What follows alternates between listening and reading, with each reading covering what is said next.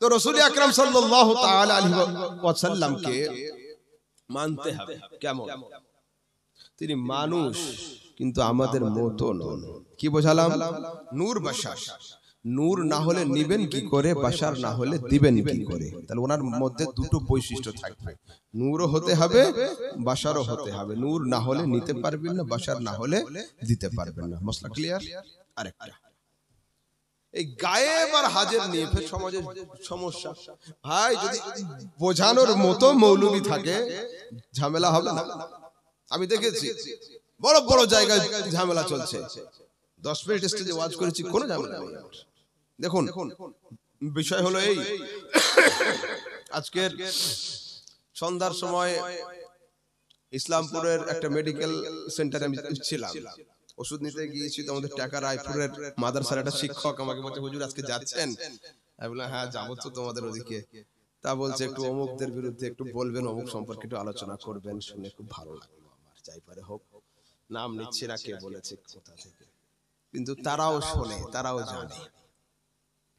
তো শোনো আরেকটা বিষয়, হাজির আর গায়েব।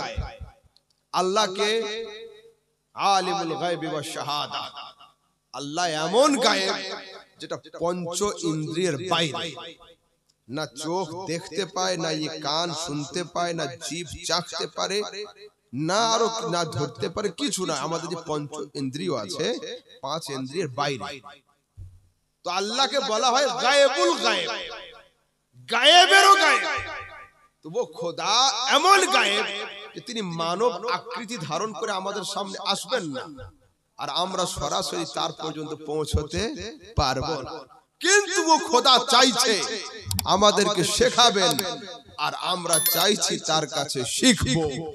আমরা চাইছি তার কাছে শিখবো। তো আল্লাহ তাবারক ওয়া তাআলা এই গায়েব আর হাজিরের কানেকশনের জন্য, গায়েব আর হাজিরের কানেকশনের জন্য আবার ডুয়াল কোয়ালিটি সম্পন্ন মানুষকে বেছে নিয়েছেন। তার নাম হলো মুহাম্মদুর রাসূলুল্লাহ। আয় মুস্তাফা, তোমার ডান হাতে আমি গায়েব রাখলাম, তোমার বাম হাতে আমি হাজির রাখলাম। তোমার যা দরকার তুমি গায়েব খোদার থেকে নিয়ে নাও, আর তোদের যা দরকার তোরা বাম হাত হাজির থেকে নিয়ে নে। যদি উনি গায়েব না জানবেন নিবেন কি করে, আর হাজির না হবেন তো আমাদেরকে দিবেন কি করে? লজিকে আসতে হবে। যুবকরা শোনো, বর্তমানে আমাদের সমাজে যুবকদের পীর 3 জন। কে? মাওলানা ইউটিউব, মুফতি ফেসবুক, আর যুবকদের বড় পীরের নাম হচ্ছে হযরত মাওলানা গুগল। এর থেকে বড় নলেজ ওয়ালা আর কেউ নেই। এদের যা কিছু প্রয়োজন হচ্ছে লিখে দিচ্ছে, we want to know about this subject, আমি এই বিষয়ে জানতে চাইছি। ওখানে আর্টিকেল যা যা চলে আসলো উনি নিল। দেখুন যুবকরা বোঝো, ইউটিউবে কি পাওয়া যায় না সার্চ করলে? সব পাওয়া যায়। ঠিক? am I right? ঠিক বলছি আমি? চলো তো এখন বাচ্চার খাতনা থেকে নিয়ে গল ব্লাডার অপারেশন পর্যন্ত যা নেবেন পেয়ে যাবেন। তো ডাক্তাররা কি কোনো আসমান থেকে জিবরিল ফেরেশতা দেওয়ার মেশিন দিয়ে কি অপারেশন করে? না, যা দিয়ে করে ওটা আমরা চাইলে কিনতে পারবো টাকা থাকলে। তো আজ পর্যন্ত আমার কোন যুবক ভাই ইউটিউবার ফেসবুক দেখে নিজের ছোট ভাই বা ভাইপোর খাতনা কি করেছে?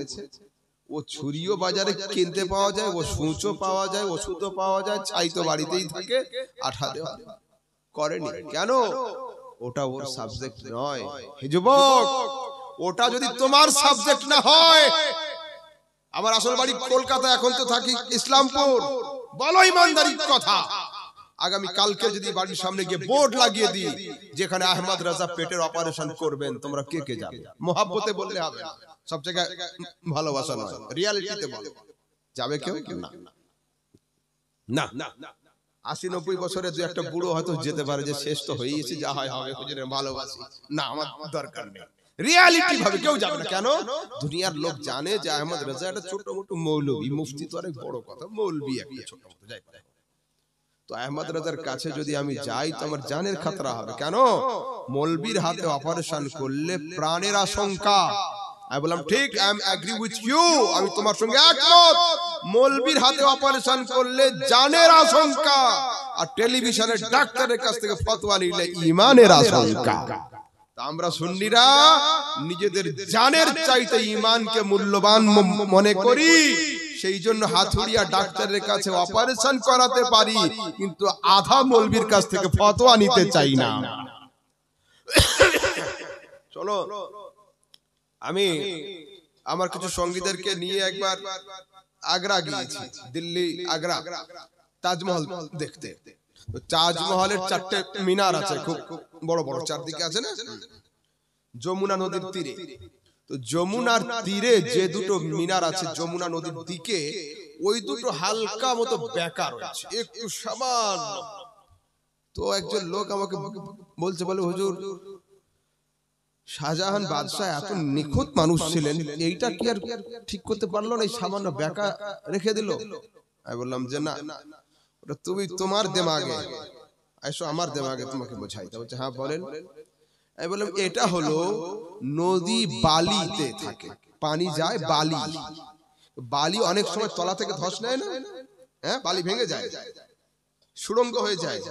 তাই বলে এই দুটো মিনারকে একটু নদীর দিকে হেলিয়ে রেখেছে, যমুনার দিকে। কেন? যদি বাই চান্স কোনদিন নিচে থেকে পানি সব করে ভিত নরম হয়ে যায়, ওই দুটো লম্বা মিনার পড়ে তাজমহলের মেন স্ট্রাকচার যেন ভেঙে না যায়। যদি পিলার গুলো পড়ে নদীর দিকে পড়ুক, যেন তাজমহলের উপরে না পড়ে। আমি বললাম এটা সেই যুগের সায়েন্টিস্টের বুদ্ধি ছিল, তোমার মতো নয়। এখন যদি কেউ 5,000 টাকা দিয়ে ভিভো মোবাইল কিনে বাড়িতে ছেনি হাতুড়ি দিয়ে ফুটো করে 4টে ক্যামেরা লাগিয়ে আইফোন করে ফেলে, তো হয়ে যাবে নাকি? হবে না। কেন? ওটা তাদের সাবজেক্ট।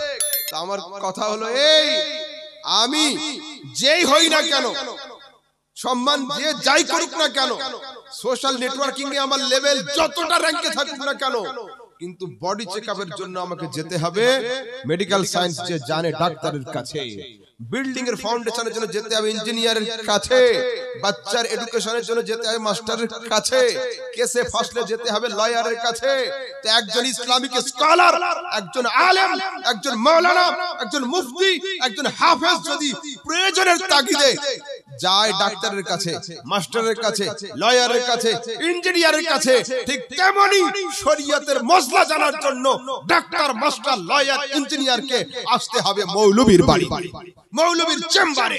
অন্যথায় বাড়িতে বসে বসে বাংলা বুখারী শরীফ পড়ে অপারেশন করব বললে হবে না। হ্যাঁ, বাংলা বুখারী পড়ে তোমাকে অপারেশন করতে দেব, নিজের বাড়ির ছেলের খাতনা তোমার নিজের করতে হবে, ডাক্তার না দেখে। তোমার বাড়ির অপারেশন তোমাকে নিজে করতে হবে ইউটিউবের ভিডিও দেখে, তবে আমি পারমিশন দেব। ওখানে তুমি তো হাত দাও না, হাত দিচ্ছ এখানে, খবরদার না। শুনুন, আমার সমাজের যুবকরা, ব্যাধি চলে এসেছে আমাদের যুবকদের মধ্যে। কদিন পরে যাব ওখানে নসিপুর মসজিদে, আমি আসলাম একদিন নামাজের জন্য, জুমার নামাজ। আমি কোন মসজিদের পার্মানেন্ট ইমাম নয়, ঠিক আছে? যেখানে যেমন সমস্যা হয় ফোন আসে, 1 মাস 2 মাস আগে থেকে বুকিং থাকে, চলে যায়। তো এসেছি ওখানে, সালাম ফিরিয়ে দোয়া করে দিয়েছি, দিয়ে একটু বসে আছি অবস্থা দেখার জন্য। একজন দেখছি এইখানে হাত বেঁধে আছে, হাত নাভির নিচে, নাভির উপর ছিল। 2024 সালে হাত যদি এত উপরে ওঠে, তো 2026 এই হাত কপালে বা মাথায় চলে যাবে। এত উপরে হাত কেন? দুনিয়ার কোন হাদিস এইখানে হাত বাঁধা আমি পাইনি, কোন হাদিস নেই পৃথিবীতে। আমাদের হাদিস কি আছে? সিহাহ আবু দাউদের মধ্যে কুফা হাই কোর্টের চিফ জাস্টিস হযরত আলী রাদিয়াল্লাহু তাআলা আনহু বলছেন, ইন্না মিনাস সুন্নাতি ওয়াদউল কাফি আলাল কাফি তাহতা সুররা, নিশ্চয় নবীর সুন্নাত হলো বাম হাতের উপরে ডান হাত রেখে নাভির নিচে রাখা, এটা হলো নবীর সুন্নাত। ইমাম আযম আবু হানিফা এই হাদিসকে নিয়েছেন এবং আমাদেরকে শিখিয়েছেন, আমরা এটার উপরে আমল করে থাকি। এবারে কলকাতায় এক জায়গায় গেলাম, বাড়ির ছেলে, উনি এখন রুকু থেকে উঠে রফে আদায় শুরু করেছে। স্টেজে প্রশ্ন, রুমের ভিতরে গিয়ে বলছে হুজুর একটু কথা বলা, বললাম না হবে না, আমি 8.5 ঘন্টা সফর করে আসলাম, তোমার যা দরকার মঞ্চে বলো, সবাই শিখে যাবে। ঠিক আছে, রফে আদান সম্পর্কে আপনার কি ধারণা? আমি বললাম দেখো ভাই, করলে সবটা করো। তা বলছে কি? রুকুতে যাওয়ার আগে বা রুকু থেকে উঠে রফে আদান করছো, আমার রাসূল সিজদাতে যাওয়ার সময় রফে আদান করেছেন, এই হাদিস পড়োনি? বলছি এরকম হাদিস তো দুনিয়াতে আমরা শুনিনি। এগুলো খোলো, সে হাদিস তার নেসাই শরীফের মধ্যে রয়েছে। আশ্চর্য, এগুলো রুকুতে একবার হয়, আমরা একটা ছাড়ছি তো না হয়, আর সিজদা দুবার হয়, তুমি দুটো ছাড়ছো কেন? ওটাও করো আমল। তা বলছি সত্যি আছে? আমি বললাম গিয়ে দেখো। তা বলছে হুজুর ওই হাদিসটার উপরে আমল হবে না। আমি বললাম ঠিক, এই হাদিসটার উপরে আমল হবে না। হিসাবে একই। যখন তোমার সময় আসে তুমি ওটাকে হালুয়া বলে দাও, আর সুন্নিদের সময় এলে তখন গোবর বলার চেষ্টা বলো কেন? মসলা একই হবে। শুনুন, মুসলিম শরীফের হাদিসে আছে, সহিহ মুসলিমের হাদিসে আছে, কি আছে? রাসূল আকরাম সাল্লাল্লাহু আলাইহি ওয়াসাল্লাম বের হয়েছেন, দেখেন সাহাবীরা নামাজ পড়ছেন, বারবার হাত তুলছেন, বারবার হাত তুলছেন। রাসূল বলেছেন মালি আরাকুম রাফি'i আইদিকুম, আমার কি হলো যে আজকে তোমাদের বারবার হাত তুলতে দেখছি? তোমাদের হাত তোলা কেমন মনে হচ্ছে? আজনাবু খাইলিন, বদমাইশ ঘোড়ার লেজ মারার মতো বারবার হাত তুলছো কেন? মুসলিম শরীফের সহিহ হাদিস। বারবার হাত তোলাকে রাসূল সাল্লাল্লাহু আলাইহি সাল্লাম বদমাইশ ঘোড়ার লেজের সঙ্গে তুলনা করেছেন। এই যুবক শোনো, বিষয় হলো এই,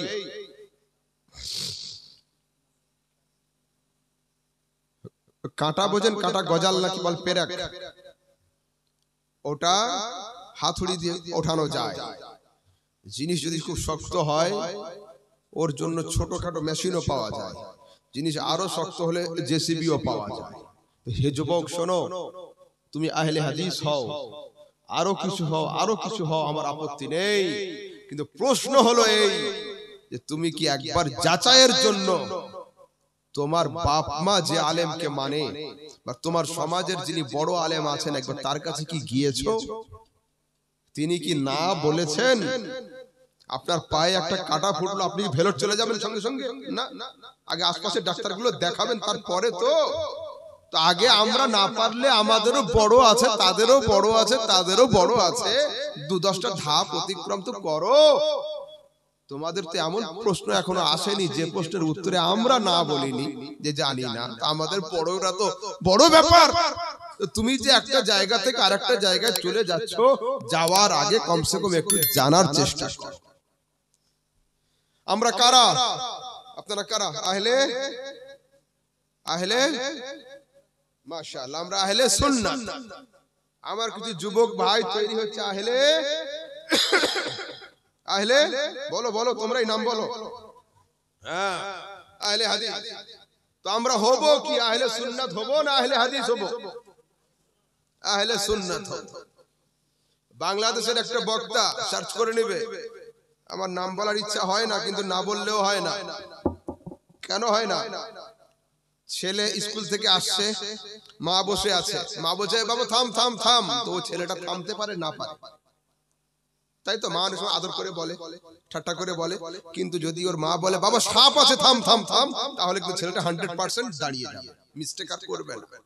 তো এতদিন ইনডাইরেক্টলি বলে বলে আমাদের ছেলেরা দেখলাম আর থামলো না। এখন 2-4টে নাম না বললে যে সাপ না ব্যাঙ না ভাল্লুক না কি বলতে হবে। এই আব্দুর রাজ্জাক বিন ইউসুফ বলে একটা বক্তা আছে, সার্চ করে নিন। আজ থেকে 6 বছর আগে বলেছিল আমি আমার টুটা ফুটা বিদ্যা দিয়ে দেখছি জান্নাতে যাবে একটাই দল, তার নাম হলো আহলে হাদিস। আমি সেই যুগে ওর ভিডিও ক্লিপকে কেটে আমার যারা অ্যাডমিন আছে অফিশিয়াল পেজগুলোর তাদেরকে দিয়ে আমি ইয়ে করেছিলাম যে আহলে হাদিস নামের দুনিয়াতে কোনো ফ্যাক্টরি তো নেই, তো মাল বের হবে কি? দুনিয়াতে একটা ফ্যাক্টরি তো দেখাও যে আহলে হাদিস গোডাউন আছে একটা। সারা পৃথিবীতে আহলে হাদিস নামের কোনো গোডাউন নেই। তাই বলছি তোমাদের আহলে সুন্নাত আছে? আমি বললাম আলহামদুলিল্লাহ। সিহাহ সিত্তার তিরমিজি শরীফ খোলো, বুখারী মুসলিম তিরমিজি শরীফ খোলো, তিরমিজি শরীফের মধ্যে আহলুস সুন্নাত ওয়াল জামাআহ শব্দ রয়েছে। তো তোমাদের ব্র্যান্ড কে প্রচার করেছে? আমি বললাম হ্যাঁ হ্যাঁ, দুনিয়ার ক্রিকেটার আর হিরো হিরোইন কোন একটা বোতলকে হাতে নিলে নকশা করে সেটাই হচ্ছে আমাদের দেশে প্রচার হয়ে যায়। তো তোমাদের আহলে সুন্নাত ব্র্যান্ড তৈরি হয়েছে নবীর যুগে, এই ব্র্যান্ডকে প্রচার করলো কে? আমি বললাম হ্যাঁ, আমাদের আহলে সুন্নাত ব্র্যান্ড প্রচার করেছে নবীর নাতি ইমামে হোসাইন রাদিয়াল্লাহু তাআলা। কোন কিতাবে আছে শুনুন, ইয়াজিদ বাহিনী যখন সামনে ছিল কারবালার যুদ্ধে, ইমামে হোসাইন নিজের জীবনের শেষ বক্তব্যে বলেছিলেন, আওয়ালাম ইয়াবলুকুম কাউলুল মুস্তাফিদ, এই দুশমনের দল, তোদের কানে কি আমার নবীর সেই অমূল্য বাণী পৌঁছয়নি? কি সেটা? আলালি বলে আখি হাসান, আমার রাসূল আমার বড় ভাই এবং আমার সম্পর্কে বলেছিলেন, আনতুমা সাইয়্যিদা শাবাবি আহলিল জান্নাহ ওয়া কুররাতু আইনি আহলিস সুন্নাতি ওয়াল জামাআহ।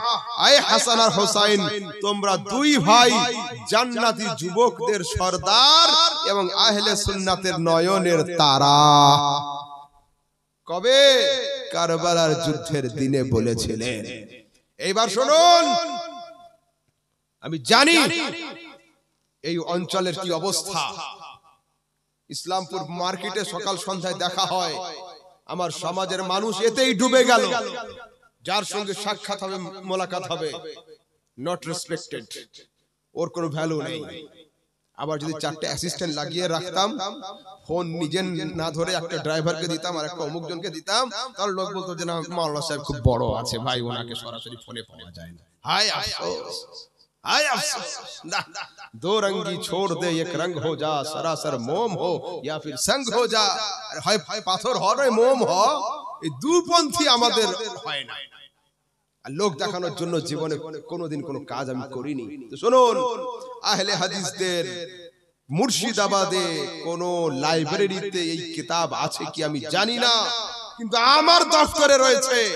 আহলে হাদিসদের পৃথিবীর সবচেয়ে বড় আলেম মাওলানা ইবনে তাইমিয়া মাজমুআতুল ফাতাওয়া, এই গ্রন্থ 20 খণ্ডে সমাপ্ত। কার লেখা? আহলে হাদিসদের পৃথিবীর যে এক নাম্বার আলেম, যে রাত বললে রাত হয়, যে দিন বললে দিন হয়, এই আলেম সেই কিতাবের দ্বিতীয় খণ্ডের 92 পৃষ্ঠাতে লিখছেন, ফাইনাল ফিরকাতুন নাজিয়া হিয়া আহলুস সুন্নাত ওয়াল জামাআহ, জান্নাতে জানে ওয়ালা দল একটা, তার নাম হলো আহলে সুন্নাত ওয়াল জামাআহ। কে লিখলো? আহলে হাদিসদের ইবনে তাইমিয়া লিখলো। যুবক শোনো, তোমার সাথে আমার কোনো জমির দ্বন্দ্ব নেই, বিল্ডিং এর দ্বন্দ্ব নেই, রুজির দ্বন্দ্ব নেই, খাওয়া দাওয়ার দ্বন্দ্ব নেই, তুমি আমার ভাই, কিন্তু মানো তো সঠিক। ইসলামপুর মার্কেটের একটা বড় মোবাইল দোকানদার আছে। রাতের বেলা আমি আসছি হেঁটে, আসসালামু আলাইকুম, ওয়ালাইকুম আসসালাম, এক হাত দিয়েছি, আমি এক হাত দিয়ে দিয়েছি, দিয়ে হাতটা ধরেছি। আমি বললাম ভাই তুমি কি হ্যান্ডশেক করছো? যদি হ্যান্ডশেক করো no problem, I can do. আমি মুসলিম, নন মুসলিম, হিন্দু, খ্রিস্টান, ফ্লাইটে, দুবাই এয়ারপোর্টে, আবুধাবি এয়ারপোর্টে, যার সঙ্গে পারি তার সঙ্গে হ্যান্ডশেক করি, কোনো সমস্যা নেই, ইউ ক্যান ডু। কিন্তু সালামের পরে যেটা হয় মুসাফা সুন্নাত, যদি বলো যে না হুজুর আমি সালাম দিয়ে মুসাফা করছি, তাহলে দুই হাত লাগবে। হলো কি করে? অপভিভ মোবাইল বেচে। তো আমাকে বাস স্ট্যান্ডে জিজ্ঞাসা করছে, বুখারীর হাদিসে আছে মাওলানা সাহেব এটা? রাস্তার চাটনি বিক্রেতা আসাদউদ্দিন ওয়াইসিকে জিজ্ঞাসা করবে যে সংবিধানে আছে এটা, আর আসাদউদ্দিন ওয়াইসি সাহেব সেটা উত্তর দেবে? বড় আফসোস হলো আমার, কত বড় ইনসাল্ট হলো আমার। আলহামদুলিল্লাহ, অহংকার নয়, শুধু এই কান্ট্রি নয়, আমি বাহির কান্ট্রি গিয়েছি শুধু স্টাডির জন্য, দুনিয়ার কোনো কাজের জন্য নয়। একজন ছেলেকে বাপ মেডিকেলে চান্স করানোর জন্য 10 লাখ টাকা দিয়েছি ডোনেশন, আরো লেগেছে 25 লাখ টাকা। কই আমার বাপ জীবনে কোনো এক জায়গায় শুনিয়েছে কাউকে যে আমার ছেলের জন্য এত লাখ টাকা খরচ করলাম? না। আলহামদুলিল্লাহ। কেন? যার জন্য করেছে সে জানে, আর যে করেছে সে জানে, রাজি তাকে করতে হবে, আপনাকে আমাকে নয়। কিন্তু খুব আমার আফসোস হলো যে মোবাইল বিক্রেতা আমাকে জিজ্ঞাসা করলো বুখারীতে আছে। আমি কি করলাম? ইসলামপুরের একটা আহলে হাদিস বাড়ির ছেলে আমার সঙ্গে থেকে টোটাল হানাফি হয়েছে, এবং তার বাড়িতে তার ভাই তার বাপ পাশে দাঁড়িয়ে 8 রাকাত তারাবি পড়ে আমার ভক্ত বন্ধু, ও 20 রাকাত তারাবি পড়ে, ওরা 1 রাকাত বেতের পড়ে, এ 3 রাকাত পড়ে। আমি বললাম চালিয়ে যাও, কোনো সমস্যা নেই, ভারত হচ্ছে সেকুলার স্টেট, ধর্ম নিরপেক্ষ দেশ, কোনো সমস্যা নেই, করো। তো ওই ছেলেটাকে রাতে ডাকলাম, ডেকে বাংলা বুখারী শরীফের পাতা জেরক্স করলাম। কি আছে হেডলাইনে? 2 হাতে মুসাফা করার বর্ণনা। দেখবেন যারা প্রত্যেকদিন নিউজ পেপার পড়ে, পেপারের দিকে চোখ রাখে, যদি ওদের হাতে সময় কম থাকে ওরা হেডলাইনের দিকে চোখ রাখে, হেডলাইনে চোখ বুলিয়ে নিলে বুঝে নেয় যে কি নিউজ আজকের আছে, সবটা পড়ার সময় ওদের হয় না। তো ইমাম বুখারী রাহমাতুল্লাহ আলাইহি বুখারী শরীফের মধ্যে সরাসরি